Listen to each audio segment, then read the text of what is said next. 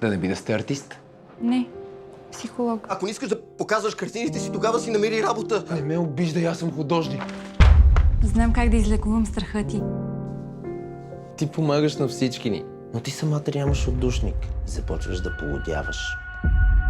Тук нещо не е наред. Какво е това?